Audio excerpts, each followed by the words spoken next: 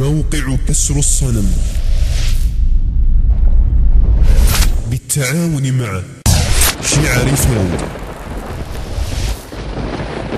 وشبكة المناصحة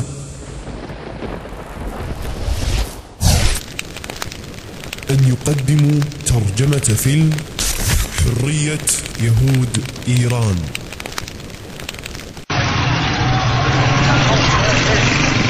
It's Thursday night in central Tehran,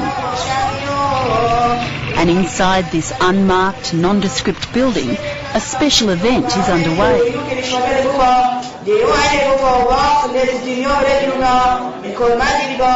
Some of Iran's 25,000-strong Jewish community are celebrating the festival of Purim, commemorating the ancient tale of a plot to kill all the Jews of the Persian Empire.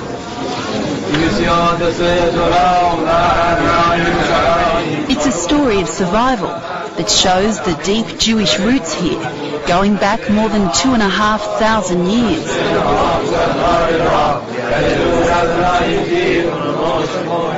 ایران در واقع وطن فرهنگی یهودی ها هستش. خیلی جالبه که آثاری که ما در ایران داریم از فرهنگ و تمدن یهودی حتی از آثاری که در اسرائیل هم هستش بیشتره.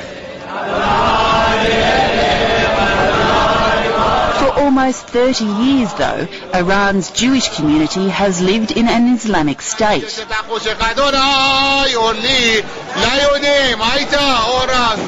Synagogue board member Robert Halder believes the Islamic Revolution of 1979 was good for their faith.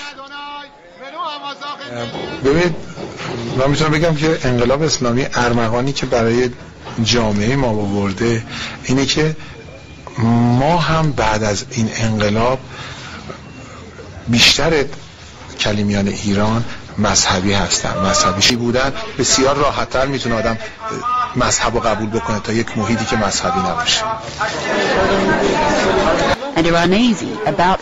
چرا مهم هست برای جهانیان؟ ما الان همه چیزو اینجا به راحتی ما داریم انجام میدیم. ما تمام مسائل فرهنگیمون، مذهبیمون، شما الان دیدید جشنهامون، مدارسمون، تعطیلاتمون، همه چیز رو در کمال آزادی داریم. ولی گفتم همونطور که گفتم شاید این درست انعکاس پیدا نمیکنه به خارج. The existence of a Jewish community here has long fascinated the West, primarily because of the Iranian government's hostility towards the Jewish state, Israel. And Iranian Jews recently came to international attention when President Mahmoud Ahmadinejad described the Holocaust as a myth. For Iran's only Jewish member of parliament, this was too much. Maurice Metamed describes himself as Iranian first and a Jew second, but felt compelled to speak out. بهشون بفهمید که در زمانی که آقای احمدی نژاد به عنوان ریاست جمهور ایران تکذیب کرد و نفی کرد تراژدی بزرگ هولوکاست را، من با صدور بیانیه‌ای که در سطح جهان پخش شد اعتراض کردم به این بیانات، چرا که ریاست جمهور ایران اقدام کرد به نفی و تکذیب یک تراژدی که میشه گفت بزرگترین تراژدی تاریخ بشری بوده و من همون موقع اعلام کردم که این یک توهین بسیار بزرگ به تمامی یهودیان در سرتاسر دنیا بوده. Despite the controversy caused by Ahmadinejad's comments, Maurice Metamed says the president was not supported by other Iranian politicians and later appeared to modify his views. Holocaust denial is frequently linked with anti-Semitism.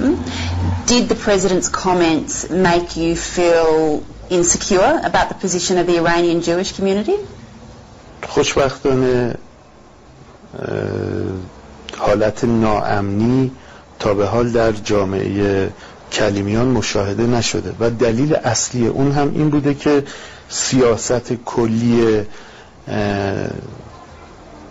دولت ایران، کشور ایران به هیچ وجه یهودی ستیزی نبوده و انشالله در آینده هم نخواهد بود.